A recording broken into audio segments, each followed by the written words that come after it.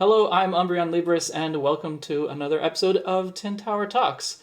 Joining me today, we have two friends and two fellow theorists. Kaihatsu does videos not just about Pokemon, but about other games as well, and has a really interesting series looking at culture and how that influences game choices. And I actually really enjoyed your video, your Team Trees video, about why all the trees in Pokemon are identical. I thought it was really interesting, but also like a funny kind of way to look at it. Yeah, I am Daniel, or Kaihatsu as everyone calls me. I've been talking about culture in games since 2016, and I do a lot of Pokemon stuff. I started off with Pokemon Diamond back in 2007. It's interesting because I actually grew up with Pokemon as someone living abroad, so it's a little different because it was just coming on the back end of Pokemon being banned in the Middle East, so that was quite an interesting thing that happened. That is a long Pokemon story. was banned like as a whole? In a lot of places in the Gulf, yeah. So in Saudi Arabia, Dubai, they issued fatwas against them. So, because obviously it was saying it promotes evolution. And then there was apparently something about Pikachu meaning I am Jewish in Japanese, which was obviously the whole thing with Israel. That's basically where all of it stems from. And then the Pokemon trading card game with the colorless energy card is a 6-pointed star. So that triggered some muftis in the Middle East. In Saudi, it was still banned. I'm not sure. I think it's kind of okay now, but they did issue another fatwa against Pokemon Go when that came out. But the way that the constitution works in the United Arab Emirates meant that it was very quickly unbanned because it's unconstitutional to ban a game for stupid reasons like that. But yeah. So as a result, Pokemon isn't really that... It's not as popular as it is in some other places. I never really watched the anime much because it was never broadcast on television. But yeah, and I think I've kind of stuck with Gen 4 ever since. That's what interests me most about theorizing and just all the different stuff that's in Pokemon in general, especially the mythology. And we also have our first returning guest on Tin Tower Talks, the Ruin Maniac Files. Mark does some in-depth videos about Pokemon lore, covering a lot of religious and historical symbolism as well, and even using that to make some predictions about the future of the games. And you've been right a few times, haven't you? I think I was, yeah. Maybe not as precise as I would like to be, but I've been right on a few occasions. You wanted to see more of me? Here I am. Well, we can't see you at all. That's a minor detail. We can imagine. I got told that I'm a mixture of a young Adam Sandler with Ted from How I Met Your Mother. Okay. That doesn't really help much, but... No, not really, but I think most people listening to this probably already know a little bit about me, but just for anyone who's new, I started playing Pokemon in Generation 1, basically as soon as the games reached Brazil, which was at the same time as the anime. So it was, everything hit us at the same time, so we went right into Pokemania. There's been ups and downs, but I've stayed with the franchise ever since. Yeah, I find it really fascinating on a lot of different levels. Interesting, because I started playing around the same time as Daniel. Now that I think about it, like 4? I think I became a Pokemon fan when I was like 4, let's say, because of the anime, because it was around that time when it first got to Argentina. But I didn't play the games until, like 2008, 2007. And I started with Gen 3, I think. Yeah, it was a fire. I was very close to being a Gen 3er, actually, myself. But I ended up picking Diamond instead of Emerald when I was in the Walmart in Florida. So that's my story. Yeah. A few weeks ago, almost a month ago now, there was this tweet that was going around Pokemon Twitter. It was a tweet from @AaronMichaelD that says, Mew is the ancestor of all Pokemon, but Arceus is the creator of the entire universe. Which one came first? And I was seeing a lot of takes that I completely disagreed with. And so I said, how about neither of those things is true? And that launched Daniel and I into a big discussion about what is true and what is trustworthy within the Pokemon games. And so that's what we're going to talk about today. But before we get into that question specifically, I wanted to ask you, what is your approach to making Pokemon theories? How about you start, Mark? Because you generally you're better at that kind of thing than I am. Okay, I usually start because I notice some kind of pattern or similarities between different aspects of the series with either real world things or in game characters or places. I say I have a really similar, maybe not exactly the same, but similar to Daniel in the sense that I really take into consideration the mythology from the in-world game, the in-game world. Sorry. Like, you just need to see one of my videos and you'll know that I take as fact everything about Arceus, which, well, I think it's a little bit harder to go against because we know about the Syndra Ruins event and the Spear Pillar. Mm-hmm. But yeah, I think as Daniel, I'm into the mythology side of the games. But I can't say I fully disagree with your vision, Shed. I understand your point of seeing it from a side of more related to anthropology, mm-hmm. and having a more science-based vision. But yeah, I try to take the best of both worlds, but it's hard for me to go against the mythology of the games. I can see you've read our Twitter thread. Yeah. So how about you, Daniel? What's your approach to theories? Well, I mean, when it comes to making videos, half the time it's just me thinking of really stupid questions. You know, there's always the thing about shower thoughts, but yeah, that's where a lot of it comes from. Like, I'm just like, well, what if X is Y or whatever? And then I just write everything down on a big list of bullet points in Word, and then I get around to them eventually. And then sometimes what makes it more interesting is I write down the question and then I forget about it and I come back to it, and then it makes me research even more because I'm like, how the hell did I even get to this conclusion in the first place? But usually when it comes to things like Pokemon, it's a combination of looking at the games and then, like Mark said, you come up with kind of these extrapolations.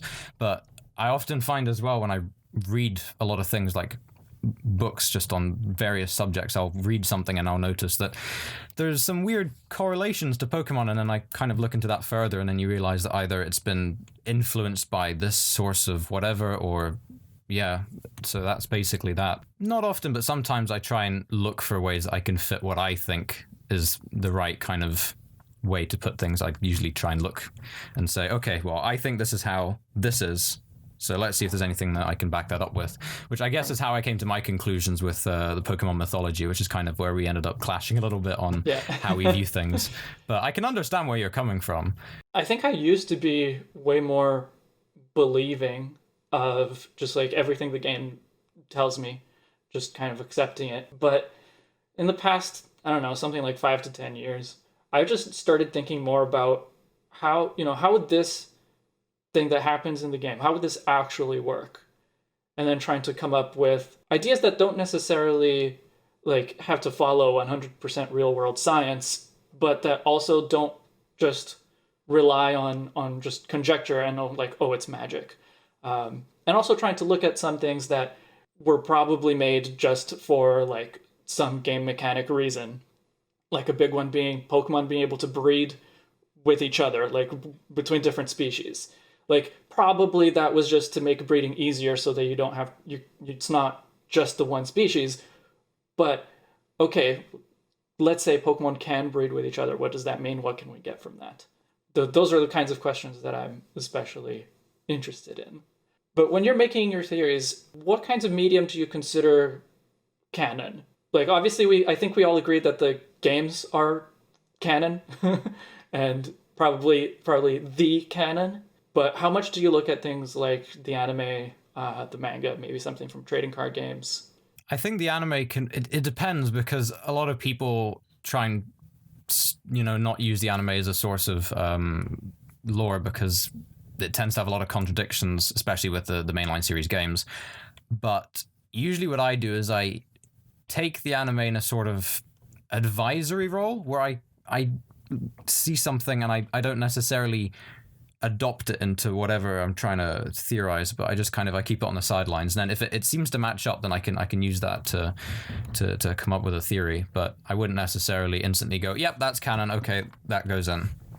I think with the anime, it's more about, it requires a lot more careful consideration than I think the games do when you're trying to look at piecing together the lore of the Pokemon world. The way I see it, yeah, the main games are the canon. The rest of the franchise, be it TCG, be it the manga, the anime, I think they are not exactly canon, but they have some elements that tell us there's like a continuous narrative. Like you can see some aspects in the manga that really help to explain some things you see in the games. In my opinion, it's not exactly canon, but it has elements that will expand on the canon from the main games. Right. I think as far as the anime and the manga are concerned, those are really the only two pieces of media that I would kind of accept when looking at the lore as a whole in conjunction with the games. I think everything else I don't really care about. Trading card game or whatever, I don't really think there's that much that can be taken from those bits of media. But the anime and manga, I think there's definitely things that help with the narrative and piecing things together. Yeah, I'm basically in the same boat. Like the game is the primary canon, but if there's something that the other medium like either fills in a gap or just supports what I'm already thinking, then I might use that. But whenever there's a conflict of some kind, I always side with the games. Do you ever use like stuff that is maybe only in official art or in like those character sheets that we've seen quite a bit from Sword and Shield characters specifically? But I'm also thinking of Mina from, as she appears in Let's Go, there was a character sheet that gave her age, and a lot of people use that yes. to like figure out the to establish the where timeline. Let's Go fits on the timeline. Yeah, I mean, if it's from the official developers and it's concept art or whatever, I think as long as it's not like any kind of beta material, right, I think it can be kind of accepted. But again, you just got to make you got to make sure that it's not, you know, something that was scrapped early on or whatever. Right. Yeah, I also try to avoid beta material. But there's another example of official artwork working to establish theories. Like Grimsley appears in Sun and Moon, and the artwork specifies that he is Grimsley from 2 years after Black and White. For example, that's just to give an example of what I used to establish a timeline in my mind. Yeah, but I've used that kind of material. Clement, the electric type gym leader from Kalos, who is mentioned in the manga to have created the Rotom Dex. And in the artwork, he appears holding the Rotom Dex. But there's no other mention of that in the main series. They just say it was created by some kid from Kalos. Which... Oh, okay. Yeah, so but it's like it's pretty... Like it's implying it pretty clearly, yeah. Yeah, but I say this is the way I try to deconstruct what the game is trying to imply, what the series is trying to imply. Like how you take parts from different pieces of media, you join them together and try to come up with a hypothesis. Well, technically with a result, with a theory just. But yeah, that's the way I think the different mediums should be used. All right, the last kind of preliminary question. We agree that the games are canon, but is there anything within the games that you just kind of dismiss? Like, oh, I don't need to consider this for my theory or whatever. I think when it comes to game mechanics like battling or whatever, usually that doesn't weigh too much in my mind when I'm trying to stitch everything together, because I think you start looking at things like battling and capturing legendary Pokemon, and then you start getting into a lot of contradictions, and it just confuses things, really. Yeah, I think it's hard, because I guess we are going to talk later about the Pokédex and all of that. But yeah, I kind of see what Game Freak puts in the game as not necessarily confirmation that it is true, like I said, the Pokédex, but they kind of try to hint with that, in what direction they're trying to go with the lore. But yeah, I think there's somewhere to cut. But yeah, the games I rarely, besides the Pokédex, I kind of take most of the lore as fact, most of it. It's a complicated topic. I think Game Freak's issue with things like the Pokédex is they're very non-committal. You know, everything's it is said, it is believed. The story goes that, and so well, they've been phrasing it like that more recently, but early on they didn't do that. Maybe because they had fewer characters to be able to write the entries with, but they would just say that like this is it, or at least it would be implied that it was like this is 100% what it is, even when it contradicted itself.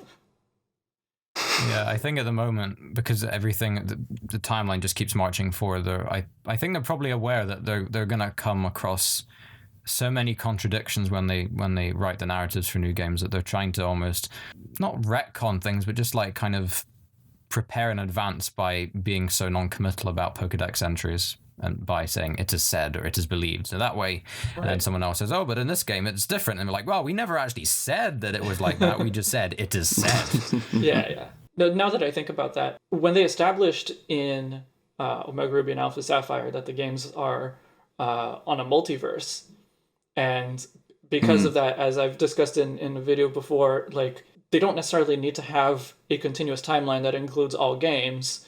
It can be just kind of, it's kind of rough, but they can do whatever they want. That actually applies to the Pokemon lore as well.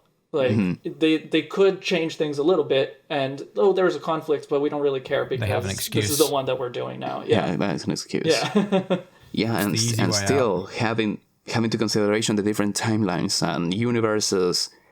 There's a stuff from one universe that kind of fits with the lore of the other one.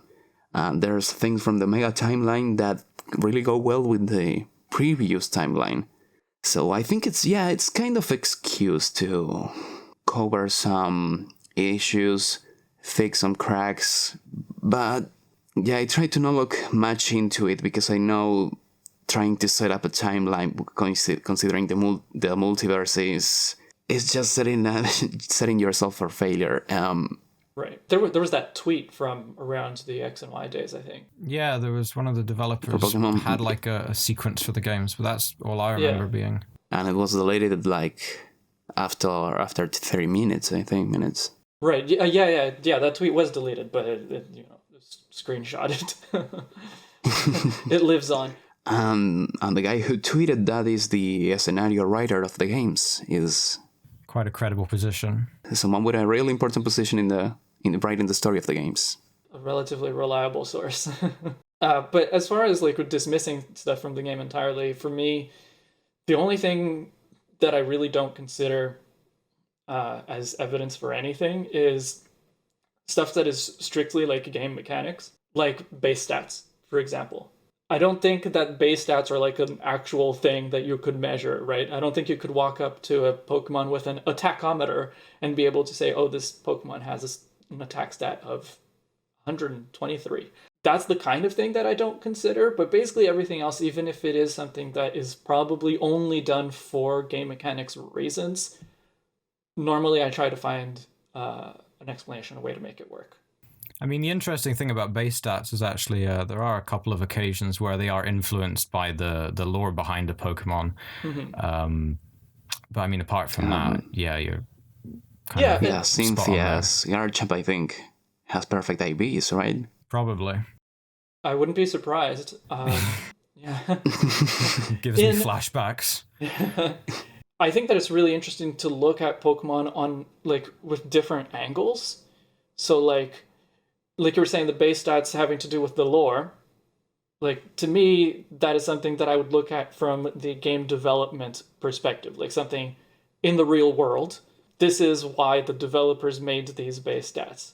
Not necessarily something that needs to or has any kind of relation to the in-game truth, whatever that may be. And I think it's also interesting to look at things like the creation of the Pokemon world. One of Toby's theories is that the unknown is just represent the code of the games. I've heard that one a lot. Yeah. I really like it, and it's like that's another one that's like more of a real world perspective. So the unknown is just the representation of the code and the creation of the world. In which case, like the Game Freak characters within the game are the real creators, right? So. Yeah, well, I mean, they're all ASCII characters, or they're all based on ASCII characters, which explains why we haven't had any other unknown based on kana or kanji or Greek letters. Although I'd like to see those. Yeah, that would be interesting. That would kind of go against the whole code thing, which. And then if you follow for example, like you said there, like you can have multiple views of what the unknown are. Like if you follow my theories about the Tree of Life and the 22 paths represented by Hebrew letters, you can take unknown being a representation of that. But the theory about they representing the code of the games, I think is just as valid. I think, and I don't see why they should be contradictory. Like you can have both at the same time. Yeah, no, I absolutely agree. I think they both play into each other. Like it's just looking at things from a different angle, but they are equally valid or equally true or not true. Yeah. Like you can believe that the unknown is code, and that the unknown has some Tree of Life symbolism, and that the unknown is, just a Pokemon or something. Like you can believe all those things at the same time, as long as you're looking at things a little bit differently. Oh, something else that I was actually going to say earlier. I think of the anime in a way that Toby put out in a video around the time of Detective Pikachu, where the anime is literally a cartoon of the Pokemon world, and that really helps explain a lot of the inconsistencies between the anime and the games, and also a lot of the like really weird, wacky things that the anime does. It's just a cartoon. And the references within the games to the anime. Right, yeah. And so like the weird things that the anime does is the same kinds of weird things that like quote unquote realistic cartoons do as well. Cartoons that take place in the real world also do, weird things that aren't actually realistic. So because I see the anime as like based on the games, they can offer some support for theories or whatever, but there's a lot of stuff that it's just a cartoon. Yeah, if you take a look at that in that way, like you imagine if the anime is a cartoon within the universe of the games, it's like the Pokemon anime is the equivalent to Captain Tsubasa. Like you can imagine a kid in the real world imagining himself as a football player and watching that cartoon and imagining and following that story. It's in a similar way. Like in the Pokemon world, what would a kid want to be? A Pokemon trainer. Here you have your anime about a Pokemon trainer going on adventures. In the anime, a lot of the lore about the legendary Pokemon is depicted literally, or taken literally, right? To me, that would be just like having a cartoon that has God as a character, like The Simpsons, for example. There's stories that we tell about these Pokemon, and in some media they might be taken literally, but they're not necessarily literally true in our world. So that's my view of the Pokemon legends. they're just as true as our real world legends. This made me think about the Dragon Spiral Tower. Because in the games, for example, in this case, we know the Dragon Spiral Tower is as old as the Abyssal Ruins, right? Because we know it was the king who is buried at the Abyssal Ruins, the one who, let's say, defeated the dragons at the end. It was the original twin heroes, then the sons of the twin heroes, and then the dragons were transformed into the Light and Dark Stone and placed in the Dragon Spiral Tower and the Relic Castle, if I'm not wrong. And those places are around 3,000 years old, but in the anime, in the Victini movie, it is mentioned that the dragons appeared for the last time 1,000 years ago. So there's some contradictory evidence in there. But what is more important, the games or the anime? Obviously the games. So you could take the anime as an artistic representation of what we see in the lore of the games. You look at Spear Pillar in the games, and then you look at Spear Pillar in the anime, and Spear Pillar in Pokemon Generations. There's a lot of differences. I mean, first of all, in the anime, you have Spear Pillar in the middle of Mount Coronet down some cave. So I think obviously, the anime it takes a lot of its own creative and imaginatory license. So I suppose I would think of it as the events of the game, but embellished like you would watch in a movie. Like, I mean, I always bring up Chernobyl because I really like the series Chernobyl by HBO, but it's largely true, but there's a lot of things that were embellished and were not fact. And I suppose in the same way that a lot of the stuff is the same, but, as film and television goes, stuff always gets changed to make the narratives flow better, or to pad out the show, or just to make things a bit more exciting or whatever. When it comes to the games, I mean, seeing things like Spear Pillar, obviously you disagree, Shed, about the validity of how legendary the mythical Pokemon are, but things like Spear Pillar and seeing that stuff happen in game, like Cyrus almost creating a universe for himself, that kind of thing kind of steers me more in the direction of maybe these things are the creators of the universe and not just Pokemon with some crazy myths behind them. I mean, obviously in the real world you have all these myths and legends, and you have religious texts, and today you have people debating about if they're real or if it's just nonsense or whatever.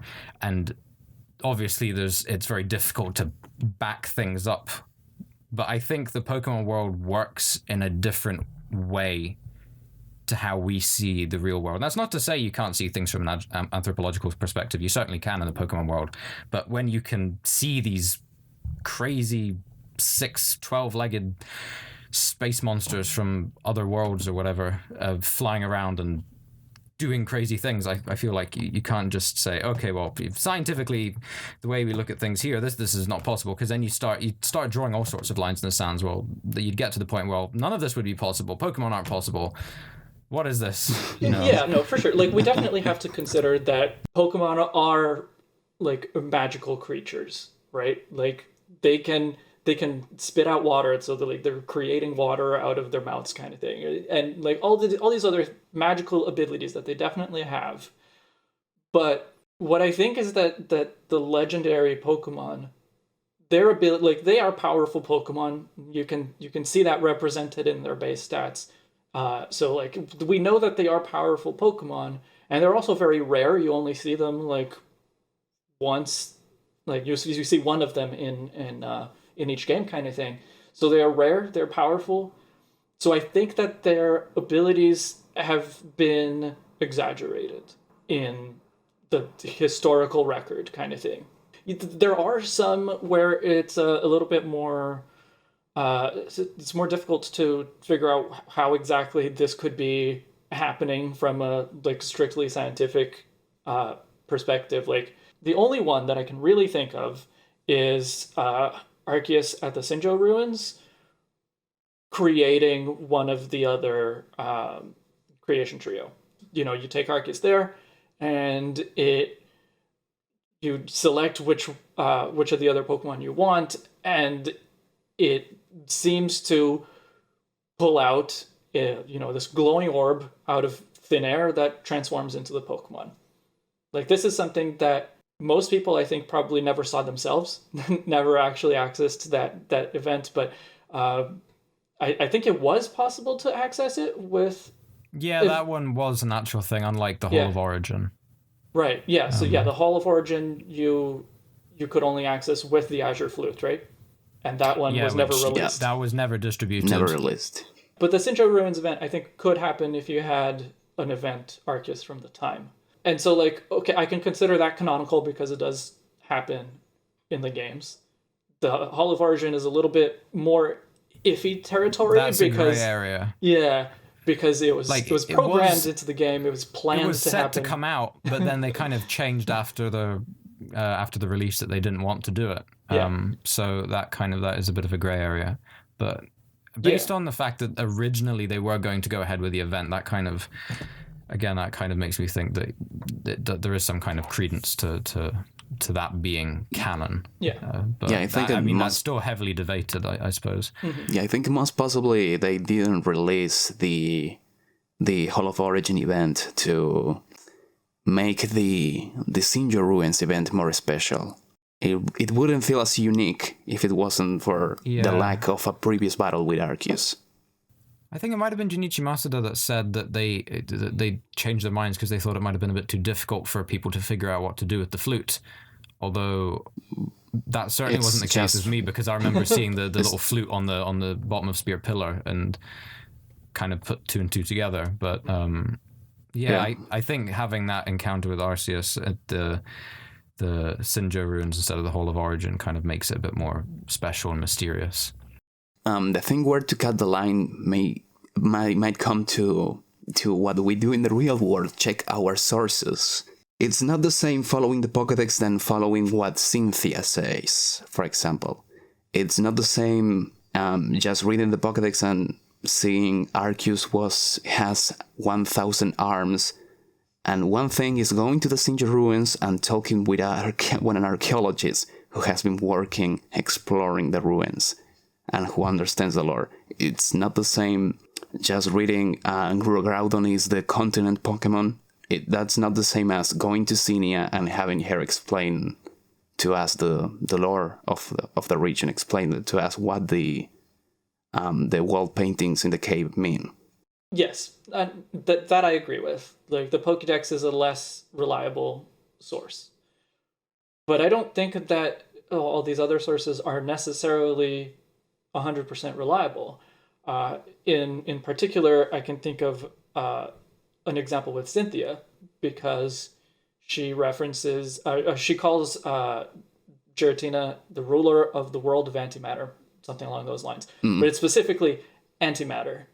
And like, if the distortion world was literally a world of antimatter, it would be impossible for you to visit. Like, you would go there, and then all of your atoms would, all of your subatomic particles would immediately annihilate with the antimatter. Yeah, that's an issue. So yeah, as soon as that portal to the distortion world is opened up, that's it. You can say goodbye to the universe. Yeah. And so there are these flaws in these sources. And so to me, that calls into question the source as a whole. And it's not to say that she is 100% incorrect. It's just that she is definitely not 100% correct. And so we don't know exactly which elements of what she's saying can be trusted or not. And so I tend to kind of doubt everything unless I see it actually happen in the game. And like, it's still true in a way, in the same way that myths in our world are true. Like, it's something that we say about these Pokemon, that we say about these creatures. Yeah, I think they really missed the point with Giratina. Like, I think they were trying to explain duality, the concept of duality, trying to explain how to create something that there must be a concept of nothing. Like, you have to have the concept of something, you have to have the concept of nothing. And I think they were trying to convey that, but didn't really explain it correctly. Like, they missed some particular points that makes the exploration of the idea harder to understand. Mm-hmm. I think one interesting thing to think about is when it comes to the games themselves and media, what do you consider to be the canon version? Would you consider it to be the English version, or would you consider it to be just the Japanese version? Because I think more and more recently I've been more inclined to just read the Japanese version and take that as the actual official lore or whatever, because I think sometimes things tend to get lost in translation. I agree. I would be more inclined to believe the Japanese, like the original text, but at this time I can't read that. and I don't think I've looked before, not recently, but I have looked before for like a literal translation of the Japanese text, or even just the actual Japanese text that I could have someone translate. I haven't been able to find that online anywhere. So that is part of the reason I'm working on learning Japanese, so that I can play the games in Japanese and get more of the original flavor from it. Yeah, I mean, I suppose it's worth mentioning to anyone listening that I've been studying Japanese for a long time, so I have the privilege of being able to read these things. But something I came across that, well, it's actually more annoying than interesting, but the original games, obviously, they didn't support kanji, so everything is written in hiragana, which makes things much more difficult to decipher, not just because of words, having the same sounds, but a lot of the time the kanji, depending on what the kanji is, it has a different meaning. Like atsui means hot, but it can mean hot to the touch, or it can mean like, the air temperature, whatever. Things like that, and that makes it more difficult because you go through especially the creation myth. That was one that I combed through and wrote down a literal translation for, which I suppose I might end up sending that over to you if you're interested. Oh yeah, I absolutely would be. I went through it with a friend of mine who's Japanese, and that helped. But it's interesting. You learn a lot of strange vocabulary, which is kind of the thing I'm into. I'm more interested in learning impractical, weird vocabulary in Japanese than I am proper everyday things. But just the way it's written down. One thing that I find interesting is that while originally I did consider that version of the creation myth to be, that's it, that's the gospel, that's how it happened. More recently, I don't really trust it much anymore, and the reason for that is because it's written in hiragana, but it's written in modern kind of colloquial Japanese. If it was an old text, you would expect it to be written in kobun, which is the old Japanese, kind of probably Middle Japanese, but it's how they used to write down the language in the Edo period and before that. And adjectives and the structure of the language was very, very different to how it is today. So it's difficult to know really whether or not you can trust something, because it generally, like for example the Bible, you have things like the New International Version and the Living Translation, but if you really want to get to the root of the text and understand what's going on, when you have people that study the Bible or the Quran or the Torah or whatever, they go into Hebrew, Hebrew text, Aramaic, the original classical Arabic, which is different to colloquial Arabic. When you learn the Quran, you learn classical Arabic, not modern standard Arabic. So generally what you do is you go back to whatever it was originally written in, and I think with the Bible that's a combination of Koine Greek, Hebrew, Aramaic, and that's how you really get to the root of the interpretation. And I think while you look at things from a more modern scientific perspective, Shed, I think when it comes to me and looking at things from the more cultural perspective and how things fit together culturally, I think now what I want from Syndra remakes or sequels even would just be to have a version of the creation myth which is more true to how it would have originally been written, because you have things like the Nihon Shoki, I think it's called, one of Japan's oldest texts. That is written in a very, very different way to modern Japanese. Yeah, I think that one is Chronicles of Japan in English. Yeah, I'm correct, actually reading a translation of the Kojiki, which is kind of like the companion text to the Chronicles. Yeah, I was for a while. I was looking for translations of those two in English, but all the ones I came across, people told me they weren't very good, so I gave up on looking for English ones. I wouldn't really recommend the one that I'm reading. I think oftentimes when it comes to translating things into modern languages, I think oftentimes it does more to obfuscate and just make it more difficult to understand than it does to simplify it.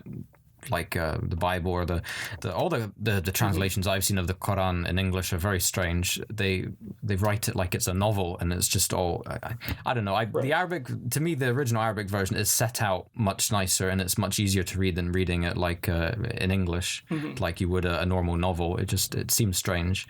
But I mean, going back to Pokemon, like. Yeah, just and a part you have. So you go from having this modern Japanese text, which really if it was written thousands of years ago, that's not how it would be written, if they're saying that's the original creation myth. And then the other thing being you translate that and then you translate it into English, so then you have more issues to deal with, so it just muddies the waters really. Yeah, for example, like I usually try to see if there's a common theme between different translations when it comes to like characters or location names, for example, because other things, like I can't check the Japanese text for, as you said, the Xenomyths, because I don't speak Japanese. But for example, my first theories were about the archives at Lysander's lab. And I used the Spanish translation, which has some differences, not major, but in the wording it can be interpreted in a different way to the English one. Is the Spanish localization done based on the English or based directly from the Japanese? Directly from the Japanese. Directly Okay, from the Japanese. Yeah, because I think normally when they port it over from Japan, Nintendo of Europe does it into English, and then they do it into Spanish and Italian, whatever, but it all comes from Japanese. There are some things that are really lost in translation. For example, the Perfume Palace in Kalos. That place in almost every translation is Zenith Palace. And that has 100 different implications. Like, Perfume Palace is like really surface level, but when you translate it into Zenith Palace, like you have many different things you can talk about because of symbolism. And there's also, for example, Dragon Spiral Tower again, which in many other translations, it's not Dragon Spiral. For example, in Spanish, is Duo Draco, which is implying a connection to the symbol of the two dragons that the legendary Pokemon are based after. I mean, this is kind of a bit off on a little bit of a tangent, but you just reminded me of... I was speaking to you about this before, Mark, but the ultimate weapon has... I think, well, they translated it correctly from Japanese to English, but I think the Japanese word has some interesting implications that I was floating around. In Japanese, it's Saishu Heiki, which is ultimate weapon, but it kind of means like that's your last resort weapon of mass destruction. And the interesting thing is, I don't know how widespread it is, but I've seen it used as a way of talking about the nuclear bombs that were dropped on Japan in World War II. And I was having a conversation with Mark before about how there's some parallels between the ultimate weapon and kind but of that connotation in the name, fallout like it really feels like a reference to the atomic bomb. Yeah, especially, I mean, with the Pokemon War as well. That was, I think, am I right in thinking that was the thing that ended it all? I think Mark's gonna know this better than me, but AZ used the machine before it was the ultimate weapon. He used the machine to revive Floette, and then he converts it into a weapon of destruction instead, and that ends the war. Yeah, that's the order. That's the end of the war, but not exactly the end of the war. But it's like he uses the ultimate weapon, and then his brother appears with a legion of greedy souls, and sees what the ultimate weapon did, and decides to end the war at that point. Speaking of the ultimate weapon, though, I think that's another point of contention that I have with the lore, because we're told that all of the giant boulders on Route 10 are like essentially petrified Pokemon. They were turned to stone when AZ like took their life force to fire the ultimate weapon. I think that's what it was. But like none of those rocks look even vaguely like Pokemon. So and like they represent or they're based on similar rocks in France. Like they're like in straight lines, I think. You know, obviously there's some symbolism there. Like you could say that those are people, kind of thing, or that they were people. But obviously that's not the kind of rock formation that happens naturally. Like it's like an Easter Island kind of thing. Like someone put them there. And so I see that the same way in Pokemon. Like, sure, we have stories. We have the story that says, oh, you know, these rocks were Pokemon. They used to be Pokemon that had their life force drained, but actually they were just put there. What I get from the manga and other sources is that because in the manga team, Fleur tries to use the rocks for the same purpose as they see. What they do is actually they like tie Pokemon to the rocks to absorb their energy through the rocks. So I think they are not exactly Pokemon, but instruments used to absorb life energy. And maybe then the Pokemon fuse to the rock for some reason, because if you want to go full theory conspiracy mode, when Mewtwo kills Ash, he transforms into rock. Oh, yeah. That's true. All the Pokemon bring him back. I guess that's kind of a similar thing. And if you think about it, those rocks formations in Route 10 are really similar to the ones we see in Galar, which create evolutionary stones. You can find new evolutionary stones. Oh, the ones at the Lake of Outrage. So you could say that those are some kind of tools or rocks that have this particular characteristic that they can absorb and transmit energy in some way. Like, I think they are similar to Everstones. Like, Everstones nullify the evolution of Pokemon. These work in a similar way in that they absorb the energy.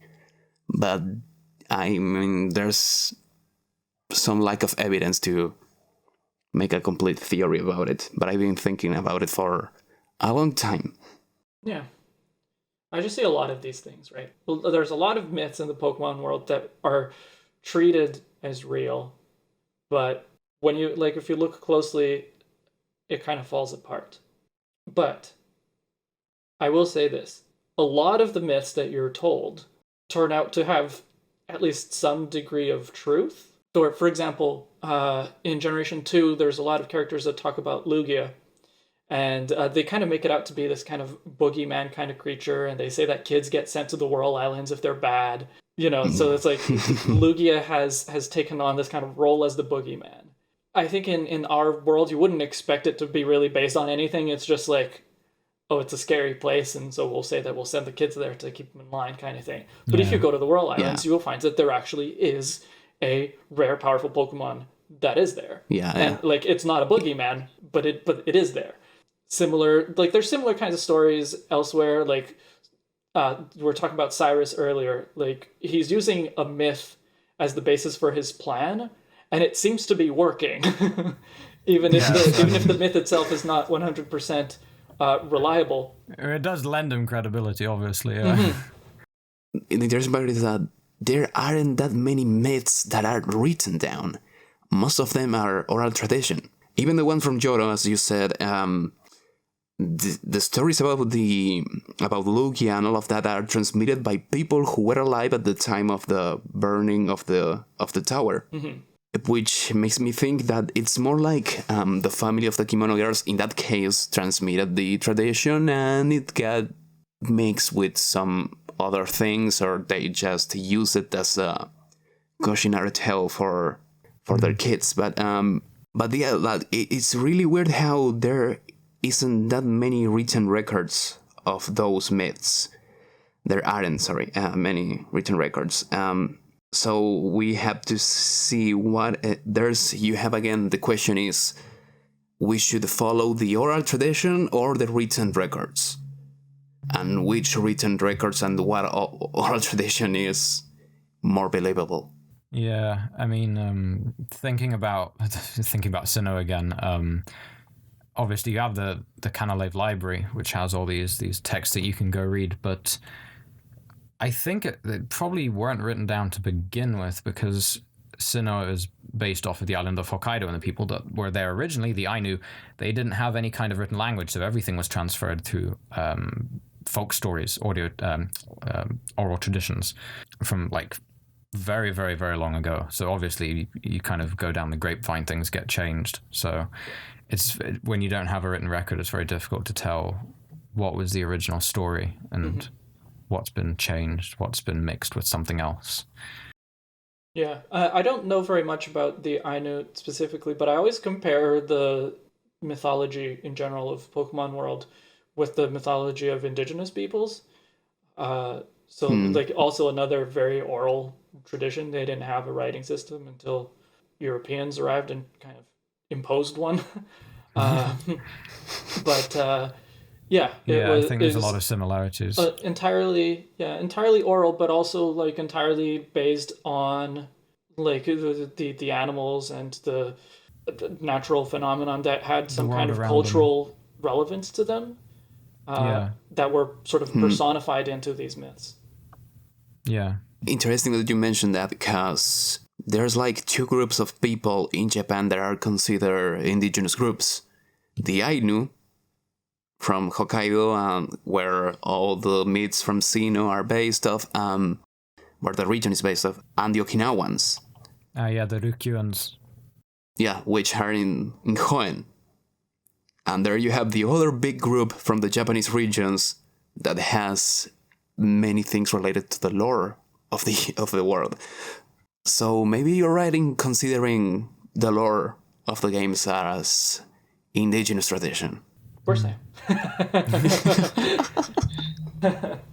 Well, we actually did talk about this before. The Draconids are like the closest we've seen to indigenous peoples, or an indigenous community in the Pokemon world. I'd like to see something like that turn up in Sinnoh, because I think the original games that were mainly focused on more the modern Japanese Yamato population than it was on any kind of Ainu references. I mean, there's some things there. I've been trying to write things down, but information about the Ainu is very, very scarce because the Japanese kind of got rid of them all during the 18th and 19th century, so there's not very much left. Really, that if it wasn't written down, then it's probably died off because everything was kept oral. Actually, the other thing that's just kind of popped into my head is you have the Syndra Ruins, and obviously it's kind of implied that was some kind of fusion of Sinnoh and Johto kind of culture. I think that might have been said somewhere in the games. Cynthia mentions that the ones who transmitted the tradition of the Syndra Ruins are a group of women who use rituals while dancing, so the kimono girls. Oh, okay. Yeah, because before I was just thinking in my head it was kind of in the north somewhere, and I thought there was a possibility it might have had something to do with the other original indigenous peoples of Japan, the Emishi, which aren't really around anymore. They're kind of assimilated into the native Yamato population, but they were also another kind of distinct group of people from the north of Japan that were around with the Ainu as well before the Japanese took over the whole island. So what we learned today is that Japan's history is really complicated. Yep. Very, very complicated. And I think a lot more of it goes into the Pokemon games than people realize. Yeah, that's why we need the Japanese vision, the Japanese perspective. That's why we need people who know how to speak Japanese. There really aren't a lot of Pokemon creators that like inhabit both spaces, right? Yeah. Like I'm sure there's I have lots no idea how the Japanese community is. Yeah, exactly. I'm sure like the Japanese Pokemon community is huge, and I'm sure there's like YouTubers with similar to us, but like, I have no idea who they are. A lot of the popular channels I've seen in Japanese, they I don't know, this is quite different. I don't know if this is something to do with just talking in person and kind of a Japanese cultural thing, but a lot of the channels I see, they use text-to-speech engines, like that kind of it's not really an anime voice, but like this kind of feminine voice. You hear it a lot on Japanese live streams, but they use it as a text-to-speech generator to say things instead of actually having someone just sit in front of a microphone and use their own voice. I mean, I can't say this for certain, but I think that it generates probably a bit more interest in the English-speaking sphere of the internet than it does in the Japanese one. But I don't really watch enough Japanese content to say that with any kind of definite, So we know that there's all these kind of inconsistencies, kind of differences within the Pokemon lore, and I latch onto them to say that they are to just kind of doubt everything, right? Doubt everything unless I see it. If you believe the lore almost entirely, how do you reconcile these differences? That is a good question. I suppose in a similar way to how people reconcile the differences with their own contradictory beliefs in their religion. Just you don't think about them, do you? And then when people ask you, that's usually when you get all angry and defensive, and then you start like. Well, I suppose what I always end up doing, seeing as I make videos about this kind of thing, you're always looking for connections. That's the main thing. But I guess there's just some things that you just have to chalk up to.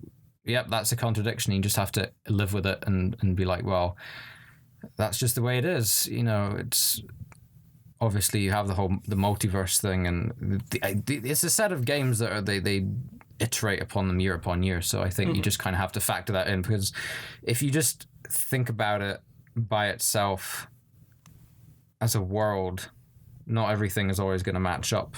I mean, it's the same with a lot of narratives. Nothing ever lines up 100%, and things get changed or retconned, or people get things wrong or misinterpreted or mistranslated or whatever. Yeah. And then again, the games are a collective effort, are a collective work of a bunch of people. So you have different visions coming into one final product. And that means you're going to have some contradictions between the different visions of each of the persons working in the project. I kind of try to see it in a similar way to how I approach my theories. For example, I've made videos about what is the cultural background in different characters and aspects of the series, and I've mentioned a lot of stuff. But sometimes I know some of that is for sure not part of what they are using as inspiration. Or I'm not completely sure if it is or it isn't. I'm finishing some details for a script right now. And there are so many things that kind of fit with this particular group of characters in the series. But I don't think that all of these things were used as inspiration. What I mean is there is a cultural background behind the decisions taken in the series that kind of implies that what the decisions that they take are more significant maybe than what they think. When I say, for example, AC, in my video about AC, he's based after Odin, Gilgamesh, and many other things. But maybe some aspects from those different inspirations that weren't in their minds when making the character. They just happen to fit because of the shared background of these different cultures. When we go into how we consider different aspects from the series, it works in a similar way because they are the lore, the archaeological aspect of the in-world, of the in-game world, the different, the science aspect of the same world, the manga, the anime, all try to tell this big narrative and trying to make it cohesive, but they are not made by the exact same group of people. And even in the games, I don't think the same guy who writes the Pokédex entries is the same guy who writes the lore. So you'll have some contradictory evidence in there and some coincidences between them, but you gotta take it as basically what you're doing is archaeological work. You are finding some hidden piece of art buried within the game, and what you're trying is to connect it to different points of that big narrative. There's something to be said about our subconscious influences as well. So like, even if they didn't for sure explicitly think of, let's make a character with influences from Gilgamesh, probably most people, or at least most people with a high school education kind of thing, probably have been exposed to Gilgamesh in some way. And so even if we're not thinking of that exactly, like, it's part of our cultural background, so to speak. From pop culture itself, you have references to different books, pieces of art. There's like, I can't remember this anime, but there's an anime out there which has characters based after, named literally Gilgamesh, Ishtar, and stuff like that. So there's like a cultural importance of these symbols, of these characters, of these pieces of literature that in some way can get it through the cracks into someone's mind and influence their decisions when making art. And our own knowledge is influenced by the knowledge of our ancestors, of what their culture was and what symbols they used. The topic of this episode has kind of shifted a little bit, and I'm totally okay with that. But there is something from our original Twitter discussion that I wanted to touch on, when we were talking about what we don't consider as necessarily canon, Daniel, you said that things that happen in battle, essentially, like being able to capture a legendary Pokemon kind of thing, that you don't consider that. You basically chalk that up to game mechanics rather than taking it literally. Whereas my perspective is that it does happen in the game. Like it's something that at least in some games, in some versions of the story, does happen. So it is at least within the realm of possibility. I suppose so, yes. I mean, the other option is you can always defeat them and then they're still out there, but you end up walking away without them. But I suppose the other thing is, I mean, if you're trying to rationalize it, there must be some kind of reason that they permit you to capture them. I think, I'm sure that was mentioned somewhere as well, somewhere along in one of the games, that it's not just you capturing a Pokemon, but it's a mutual bond. Like the Pokemon wants to, it has to accept that it wants to be with you and lets you capture it. It's not just a one way, I'm just going to throw a big net over you and that's it, you're mine kind of deal. And that plays into one of my recent theories about how the origin of Pokemon battling had to do with a mutually beneficial relationship between humans and Pokemon. And so battling a wild Pokemon is kind of a way of showing your skill as a trainer and kind of convincing them, not in a rational way, but just in a kind of like proving that I have the skill to be beneficial to you kind of thing. But like to me that only really works if we're looking at these Pokemon as real animals as opposed to something with godlike powers. I suppose if you think of them, I suppose I do, you think of them as these godly creatures. I don't know. I think maybe that's more of a Western belief that God is something that's just kind of this nebulous concept that's far away and it's not really personal. But you look at things like Shintoism. It's very complicated, Shintoism. Some people wouldn't really call it a proper religion in the Western definition of one, but it's more, in some ways it's more personal. You have a lot more of these kami that reside in these objects and are kind of more interactable in a more everyday sense. Instead of just praying to God, you have the god that you go, it lives in the river, and you go to the river and you pay your respects and you throw rocks in the river or whatever. I don't know, that's just a kind of random example I'm pulling out of my head, but yeah, and there actually are a lot of similarities between like how myths are told and how the games as a whole work. One of the things is that like in myth, you almost never have an explanation of how something works or like how something happens. It's like Zeus, Aphrodite, I think, like just comes out of his head kind of thing. And it's like, how does this happen? But there's no explanation, and there doesn't really need to be one. And a lot of the things in Pokemon, especially like major plot events, are like that. Cyrus is like, oh, I'm going to use the red chain to call on Dialga and Palkia, but like how, what?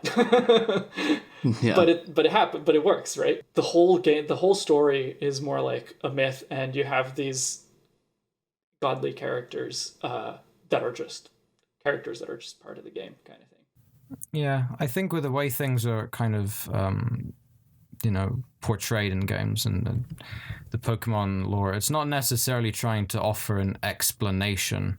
It's more trying to offer a message, just not an explanation of what's going on. It's the same with myths. They're not trying to offer an explanation of why something happened, but they're trying to tell you something. I guess I personally just find it more interesting if I can find an explanation. Well, I think you can find I'm always trying to search for the answers, but the answers I try and look for are not necessarily grounded in science, but there's still things to find out. Oh, yeah. I think they're just kind of a different sort of answer. Yeah, absolutely. A different sort of truth, I guess, if that's what you can call it. Yeah, for example, the same myth you mentioned about Zeus and Aphrodite being born from his forehead. If you ask a scholar, they will tell you that it most likely has a psychological meaning. that it has some kind of background or cultural or psychological explaining a concept from that the people from that time were trying to convey through stories. Which I think it's basically what we do, is like take this story and try to decipher if there's some kind of meaning behind it. Yeah, I mean, religion is more or less, in some senses, a foundation of culture, and it plays heavily into culture, and the morals and beliefs of a society. And I think generally when you read myths or religious texts, that's generally what they're for. And you can see, looking at different religious texts, what the values of a certain people were. Yeah, and that's how I tend to look at it within the Pokemon world. These are stories. As stories, what do they mean? Trying to figure out what the actual story is, I think that's just as valid an endeavor, just a very different approach from what I do. And it's like, it's not even that I'm not interested in it. I'm interested in it, but I'm interested in seeing what other people tell me rather than like doing the research, doing the digging into that part of it myself. Yeah, I mean, well, on one side you have, what's the scientific perspective and what's the scientific meaning and how is that connected? And then you have what's the theological and spiritual meaning to all this and how does that connect? And I think they're kind of two sides of the same coin. I think that's a good note to end on. We are all right. Yep. Everything is right at the same time because it's multiverse anyway. But thank you both for joining me today. It's been a pleasure. Really interesting. Same from my side. Hopefully the viewers will find it as interesting as we do. I hope so. Yeah. Our ramblings. Yeah. Well, I hope you enjoyed listening and watching, depending on which platform you're on, to this episode of Tin Tower Talks. And if you did, please let me know by hitting the like button, leaving a comment, whatever the platform that you're listening to this to allows you to do. Everything to please the algorithm. Please the almighty algorithm. Our algorithmic warlords. Thank you to my patrons, especially luxury patron Ethan Saffron. Thank you again, Daniel and Mark, for joining me. I'm Umbreon Libris. I'll see you in the next chapter.